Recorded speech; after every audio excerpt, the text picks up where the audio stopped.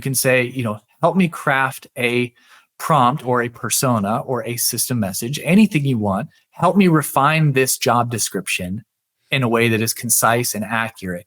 And one little, fun thing that I tend to add to my prompts is like, is there anything I'm missing from this? And then it will sort of help you fill in the blanks too. Today, I'm very excited to be joined by Dustin Stout. If you don't know who Dustin is, you got to know Dustin. He is a creator and entrepreneur. His latest venture is called Magi, spelled MAGAI.co. And it's an AI tool that combines the leading AI technology from OpenAI, Anthropic, Google, and others to help working professionals optimize their creative output using AI. Dustin, welcome to the show. How you doing today? I'm doing great, Mike. Thanks for bringing me on. Always great to see you again. And super excited to have a conversation. Well, welcome to the brand new show. Today, Dustin and I are going to explore how to get AI to create better content. And Dustin and I have known each other for a very, very long time. But Dustin, what I would love before we get into today's content about how to create better content utilizing AI, I'd like to get a little bit of your backstory. Like, how in the world did you get into AI? Start wherever you want to start. Yeah, so I guess we could start all the way back at the beginning. I mean, I've always had sort of a knack and an interest in technology. My grandfather, on my dad's side, he actually worked for the Navy. He was what some might call a spy, and was super into technology himself. And I just remember being in his basement a lot of times, and he had all these gadgets and like really cool looking technology from that time period. And I was just always fascinated with it. So it was just a natural sort of progression that I was always kind of fascinated with technology. It got me into, computers when, the computer revolution came around and everybody started, having desktops in their house. And, I got online, and social media became like one of my fascinations because I'm also an extrovert. So it was kind of a natural sort of fit for me to get into social media. And then that led to marketing and all sorts of other things. But, being a sort of a student and just generally fascinated with internet and internet culture and technology, when AI came out, I was just optimally primed, I guess, to be all over it and to be fascinated with it. Yeah. So tell us a little bit more. Like, obviously we met each other, I believe, for the first time at Social Media Marketing World, like way back in the early days. And I know you were coming there for many, many years. But somewhere along the line, your fascination with AI led to you deciding to start a business. And folks, just so we're clear, we're going to talk about Dustin's business here, but everything else we're going to be talking about today really doesn't have very much to do with Dustin's business. And I just want to explain that because this show is a little different. I am getting founders of businesses on here because I think Dustin has a lot of value to add. But Dustin, you decided to start a software company. Like, hello, tell us a little bit about the journey from how you got to marketing into software. Yeah, so again, I mean, I think a lot of where we're at today as professionals, I mean, you can't anticipate where the world's going or, what's going to happen. Things are moving at neck break speeds and, culture changes. And so we kind of just follow the journey, where it takes us a lot of times. And I'm grateful for both the highs and the lows that have led me to where I am today. I mean, it started as I was just a social media consultant. I was a marketing consultant, building websites and doing social media marketing campaigns, content campaigns for clients. And so naturally, for the last 12 years, I've been in the internet culture and creating content online and specializing in doing that for businesses, specifically for growing their reach and growing their marketing. And what I found out very quickly is although I was pretty good at what I did, at least that's what people told me, I was a great consultant, but I'm a bit of a perfectionist. So I'm the kind of guy that would spend 8 to 12 hours on a blog post or, an hour and a half trying to decide how round the button should be on a website.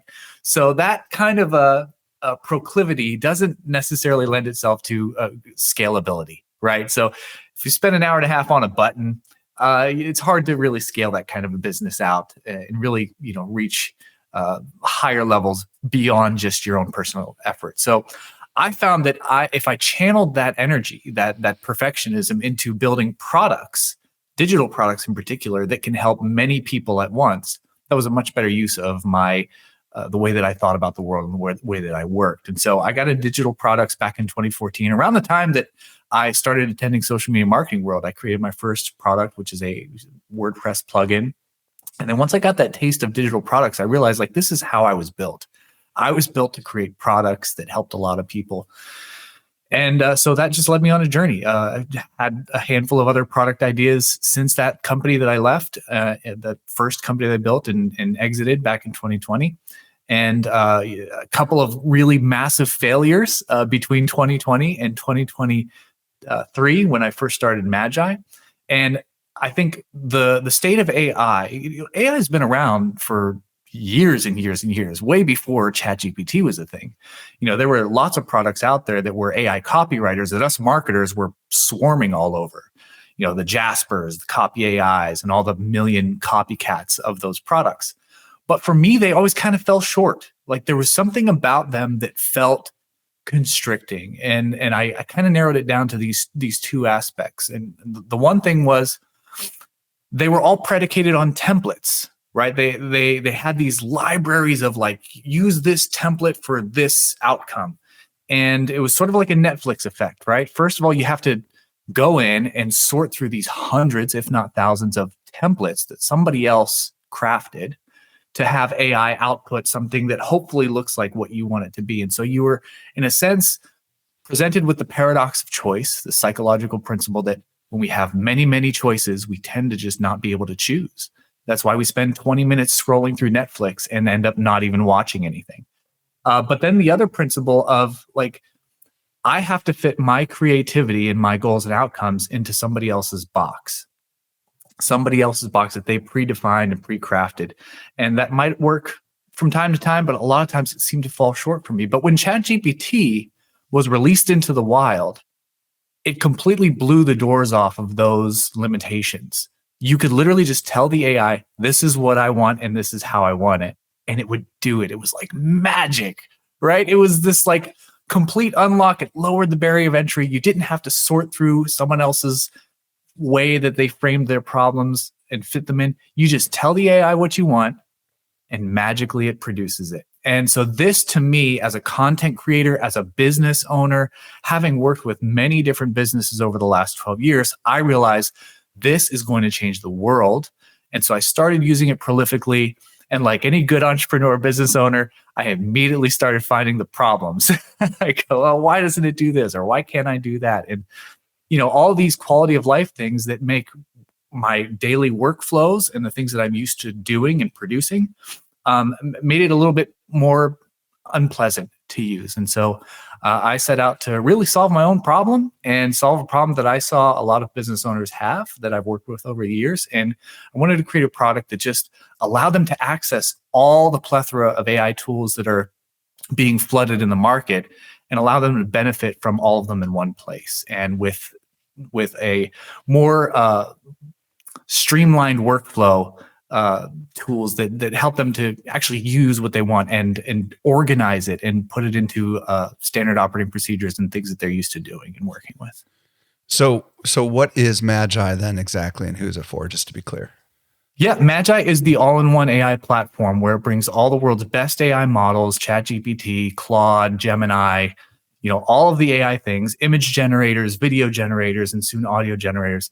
It takes all of those tools that you would have to have 100 different subscriptions to access, and it puts them into one beautiful interface so that you can access them all from one place with powerful tools that help you stay organized and collaborate with team members. So it's mostly for working professionals, people who are doing real work in a professional capacity and need AI tools to help them augment and enhance their work. Awesome. All right, folks. Dustin has dove in. And by the way, when did you found Magi? Do you remember? So I started, we actually just had our first birthday. I started building it in late January of 2023. And then it was publicly released. We had a short beta period. I kind of just went crazy and just built it in 8 weeks, start to finish. And then our actual first public sign up link was released on March 31st, 2023. Very cool. Okay, so basically, you got in within like 4 months of when ChatGPT launched, for the most part, Yeah. right? I mean, Yeah. It OpenAI was had same time. been around for a while, but you started and you've continued to integrate all sorts of other powerful tools into this thing, into this platform that you built. So, all right. Thank you for that story. I wanted everyone to understand kind of what you've been working on so that they understand why what we're about to talk about next is so important. So, we're here really to talk about how to get better output out of the AIs, right? How to create better content. So let's start by introducing what exactly, why marketers and creators and entrepreneurs should even pay attention to the concept of generative AI, because there's so many that see it as a threat. So what do you want to say to those who aren't sure about whether they should dabble with this concept of generative AI? Well, I think one of the main reasons is if you've been working in any creative capacity for a period of time, any period of time really, you realize that your creativity has a limit. You have a limit, and creative burnout is an epidemic. So I can say this confidently, having worked with dozens and dozens of different businesses. There was one point where I was managing, I believe, 12 different client accounts, creating social media content daily for every one of those accounts. And we were doing it across multiple platforms. And so that means coming up with ideas regularly for creative content for different businesses, different genres, different industries. And your creativity really gets stretched. And it's difficult to continually and regularly come up with content at a high level. Eventually, you're just going to get burnt out. And all creative professionals have to proactively attempt and try to prevent this creative burnout, because it can be detrimental to your career. If you start producing really poor quality work, how does that reflect on you, and how do you, once you've created a bunch of really bad work, it's hard to recover from that. So what I see AI as is most valuable, I guess, skill is augmenting our own creativity, not replacing it in any way. I don't think in any way AI is going to ever replace us. There's a lot of worry and a lot of concern that, oh, AI is going to take our jobs. And that's really not true. The resounding wisdom of those who are deeply ingrained in AI and understand the full limits of its capabilities and where it's headed, we understand that AI is not going to replace you. Somebody using AI is going to replace you. And so it's up to us to really use this technology, just like any other technologies that came in and augmented our abilities and enhanced our skills, enhanced our natural limitations. It's just a supplement to what we already have. And without us prompting the AI and guiding it, the AI is useless. If you create any piece of content where you have expertise in it, you'll know really quickly, if you have AI generate it, that it has some limitations and it makes some mistakes, and you could probably do a better job. But the value is that you don't have to start with a blank white page anymore. So if I was still back managing, a dozen different clients in different industries, this would be a huge help for me to not burn myself out every single day. I could use the AI to generate ideas, to refine ideas, and to come up with variations of ideas very quickly and without breaking a sweat. I like a couple things that you said here. Well, everything that you said, but particularly you said something that kind of spurred a concept in me. Technological innovation has an advantage to those who use it, right? When the automobile came out, it allowed people to go further faster than they could ever go before, right? Yep. When somebody invented tennis shoes instead of sandals, it allowed people probably to run instead of just walk, right? And Right. if we start to think about like back in the olden days when people were using swords, right? Eventually somebody figured out how to put a little teeny sword on the edge of a piece of wood, right? And allow you to have an arrow, right? I mean, like you Right. just think so you could hunt at a bigger distance, right? And then eventually Right. bullets inside of guns, and eventually trains and planes and jets, and eventually computers in our pocket, right? That allow us to take pictures and video, where in the past we have to add separate equipment, right? So in the world of business and marketing and entrepreneurs, all this technological innovation has always given an unfair advantage to those who adapt it, to adopt it, right? But it's only as good. It's only as good as the use of it, right? Especially when you're using something as open-ended as generative AI. So this is a transition to my next question. Prompt engineering. There's going to be people listening to this podcast that have no idea what that even means. So why don't we talk about, first of all, what is prompt engineering? And then we can eventually get into some of the limitations with prompt engineering. Yeah, so prompt engineering is this concept that you have to intelligently and with great intention craft a prompt for the AI that elicits the best possible outcome. And so if you ask for something very simple, maybe the AI won't fully understand what it is you are wanting from it, your expectations. And so like a simple prompt may not get you the best results. Whereas if you spend a little more time adding some context or adding some specificity to your prompt, the AI will produce a much better outcome. And that is very much true. And I think over the course of the next 5 years or so, AI will get much better at interpreting simpler prompts. But in the meantime, it's up to us to really give the best possible input to get the best possible output. So the old adage is garbage in, garbage out, right? The same is true with prompting AIs and getting it to produce the best possible content for you. And that's essentially the idea of prompt engineering. And, if you think about how you talk to a human, if you ask a human to write you an email about artificial intelligence, it's going to, if the human isn't going to ask any clarifying questions, it's just going to pick whatever it thinks is relevant, right? And it's going to output what you want, right? But normally when you talk to a human, there's back and forth, right? You're giving them a little bit more. Like AI as a concept is very broad, right? So the more you can work to prompt the human, right? If you're art directing a graphic designer, it's the exact same thing, right? The more you can give them about exactly what you want, the greater the likelihood you're going to get back what you were hoping for, correct? Right. And most people, like at a high level, who have delegated any type of work tend to be very good at this. I've seen you be incredibly good at giving your vision to staff, employees, contractors. I've seen it. You are extremely good at giving them detailed explanations of what your expectations are and what the outcomes are.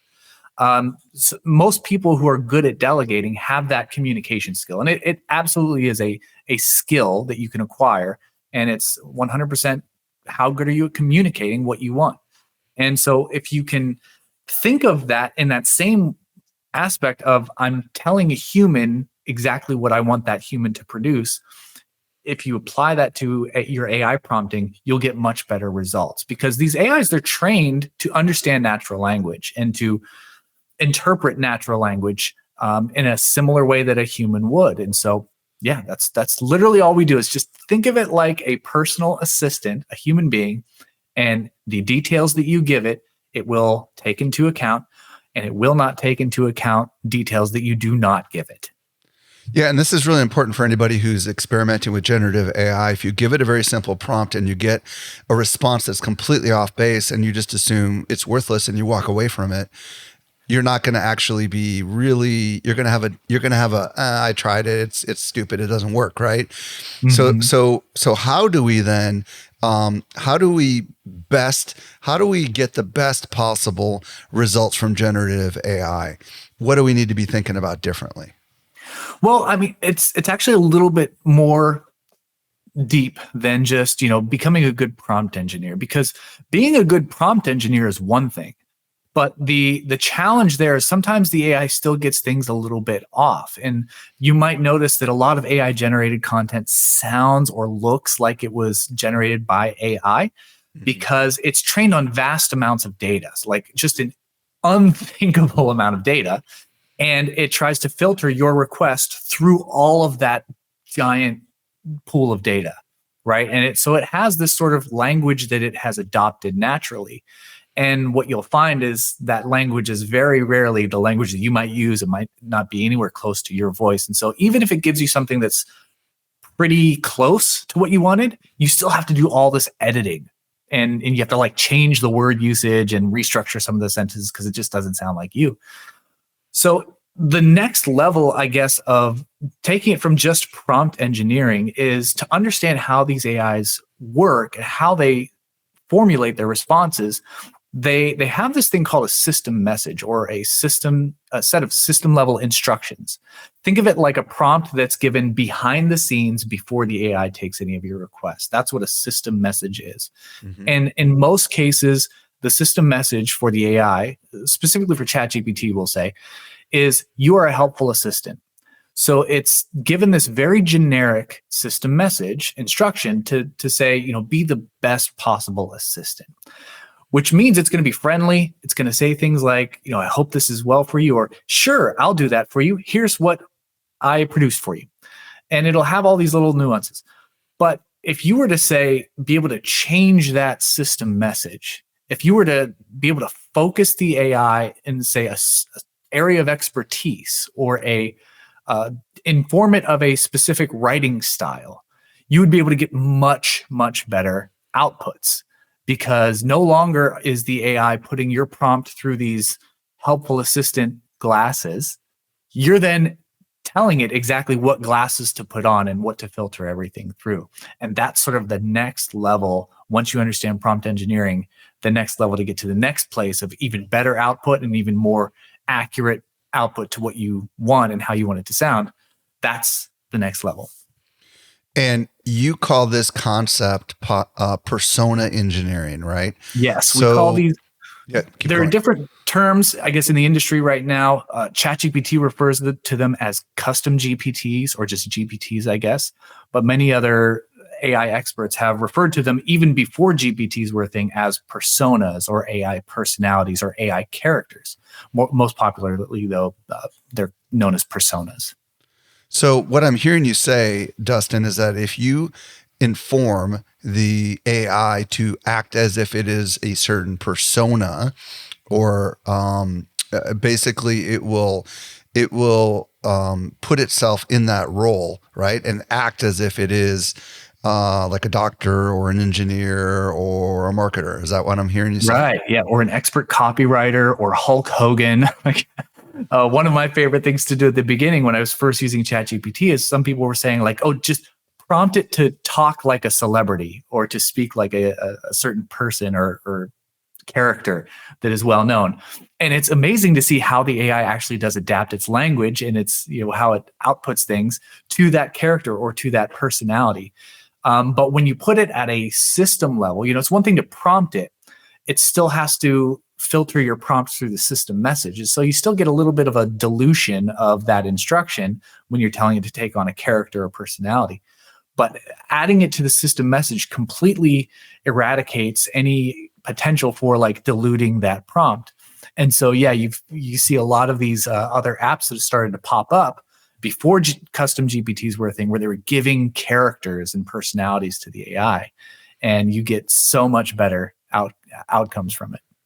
Okay, so it's just so we're crystal clear, the AI systems like Claude and ChatGPT have a system level role, which is be friendly and helpful, something along those lines, generically, Absolutely. right?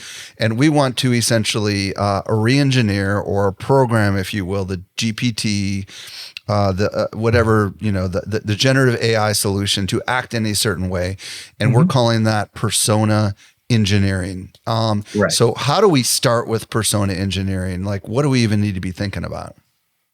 Well, the first thing when you're engineering a persona or you're engineering a GPT, we'll just call them personas from here on out for clarity. When you're engineering it, you want to have several things in mind. You need to speak directly to the AI. So it's a little bit different than a prompt. In a prompt, you might say, do this, do that, write this, write that. But when it comes to a persona, to get the most effective output, you want to speak directly to the AI, again, as if it were a person. So really you want to tell it who it is, what it does, what the user is going to give it, and how it helps that user accomplish its goal. Prime example of that would be, I have an expert copywriter persona. So whenever I need to write expert copy, I go to this persona and I activate this persona, and the brilliant copy that it comes up with is so good. But the the persona engineering is very minimal. So I'll just read you what I have on mine. It starts with, you are an expert copywriter. You are knowledgeable about effective communication techniques and have the ability to use words creatively to persuade and engage the reader. You help the user craft compelling headlines using concise and clear language and ensure their message is compelling and relevant to the reader. So very simple. Again, I said, you are this, you do this, or you are knowledgeable at this, and you help the reader with this outcome. Okay, so a couple quick thoughts on this. Are we just like, if we're using ChatGPT or Claude or whatever technology, do we literally just enter this in and type this in, and then the AI is smart enough to change its role? No, unfortunately not. So in a typical ChatGPT conversation, the AI doesn't have access to change its system message. It's really just sort of an input-output interface. Okay. But you can create custom GPTs now with ChatGPT Plus, and it will sort of walk you through this process of like, it's basically a chatbot that helps you engineer the chatbot system message. But there are apps such as the one that I created, Magi, which will just let you create a system message and just type it out and save it to, a list where you can easily swap it in or change over to that persona. So different apps will approach that in different ways. And with custom GPTs, it's through the interface of a chatbot that you do it. You don't necessarily have as much control over it. It's sort of kind of interpreting what you want it to do and how you want it to do it. And then afterwards, I think you can go in and edit the actual instructions yourself, but only after you've done the chatbot interface. Okay. and sort of talk to it. Whereas some apps will just let you flat out write the system message yourself. Okay, so just so we're crystal clear, OpenAI does have this option for anyone to create a what's called custom GPT, I think it's called, right? Correct. And the key distinction between I think what we're talking about right now, which is creating these persona engineering concepts, is that we're not just asking it to behave in a certain way, we're asking it to interact in a certain way. Is this the distinction? Because I would imagine I could still say you are an expert copywriter and here's what you're really, really good at, and here's the copy, and I want you to go ahead and create the output. Would that still work? It just wouldn't be a system level command? Yeah, again, you could do it in the form of a prompt itself. Okay. But again, the AI, a system message is the lens which it views everything through. So I see. It's being filtered through a generalist sort of prompt. So you're getting this dilution, right? If you're starting with like the most general knowledge in the world and then having your prompt go through that, it's going to dilute it in some sense. This is why you see a lot of people saying like, why does ChatGPT add all these extra, you're welcome, and here's this? I just wanted to give me the thing and not give the pre and post, preamble, so to speak.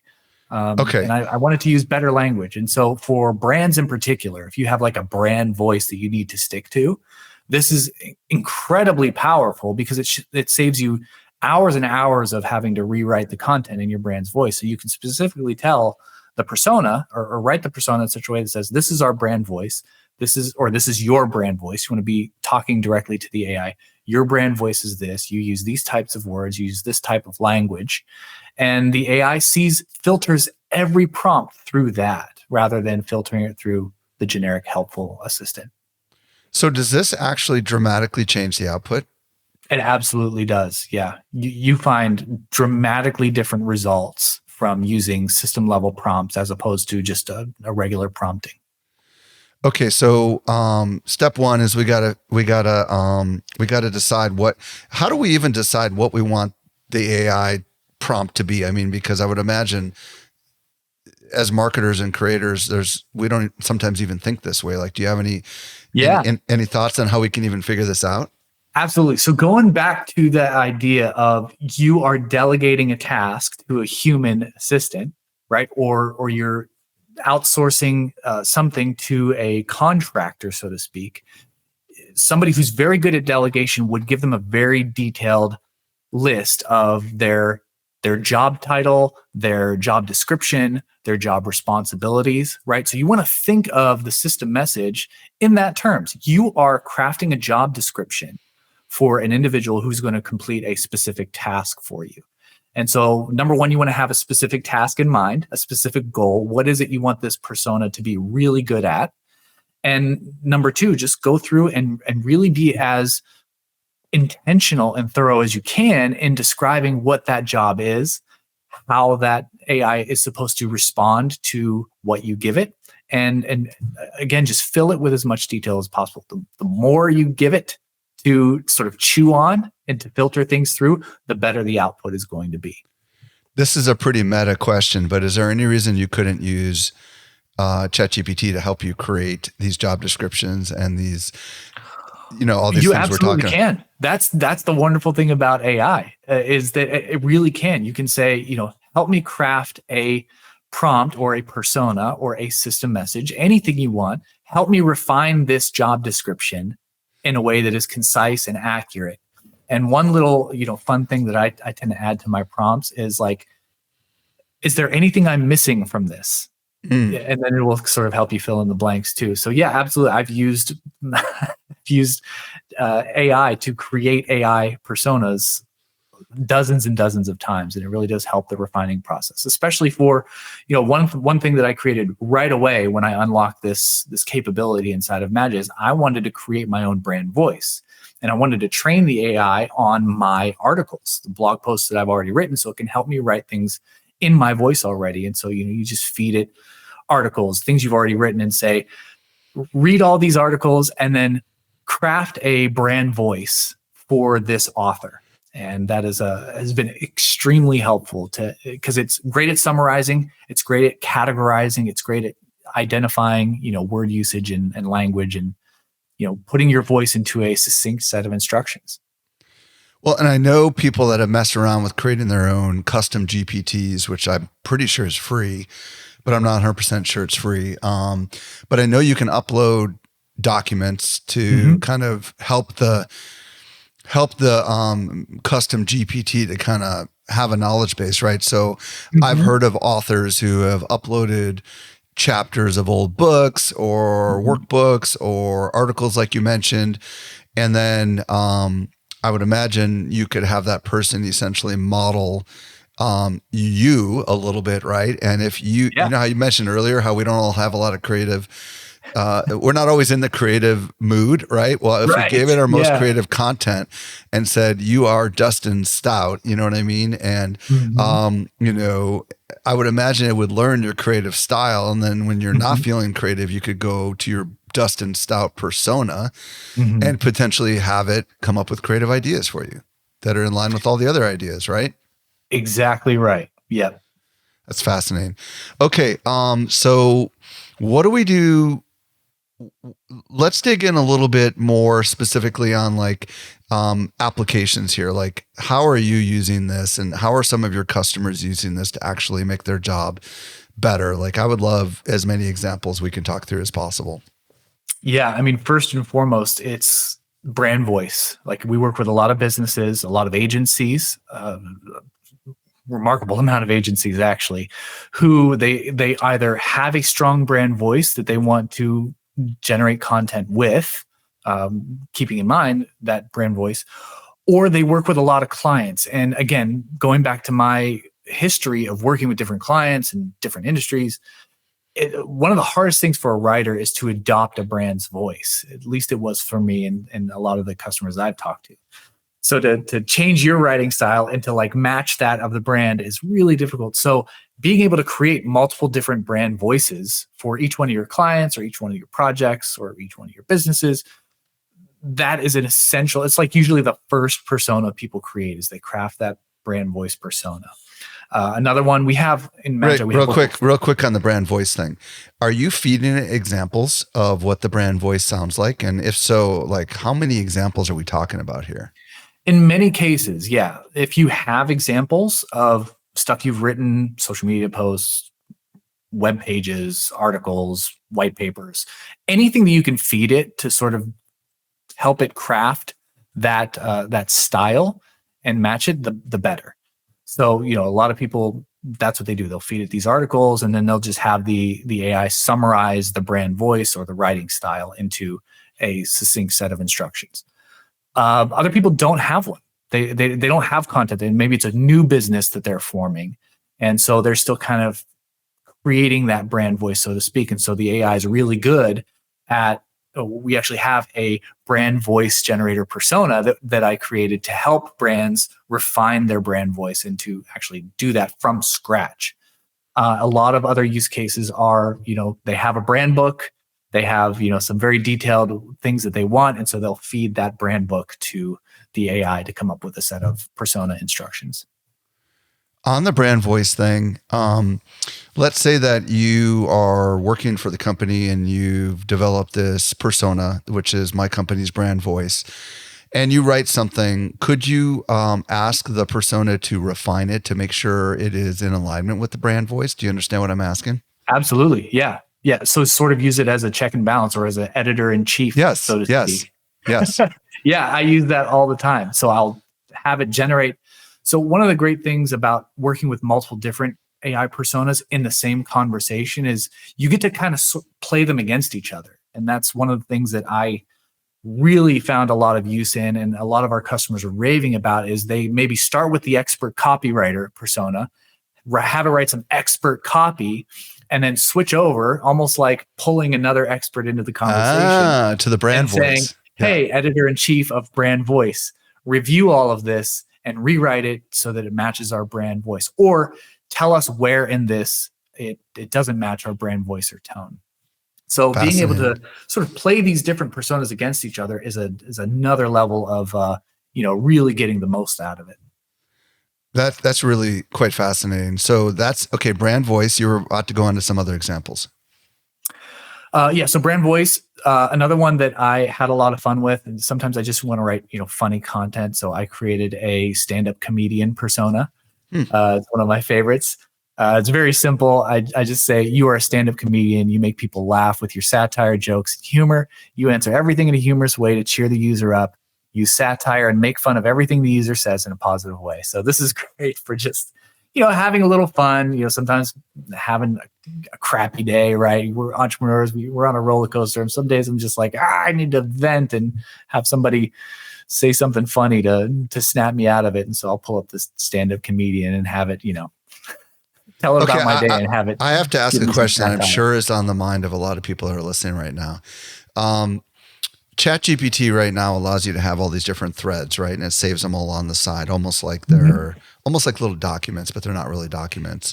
Right. I would imagine, and you can correct me if I'm wrong, that you could try these prompts with ChatGPT.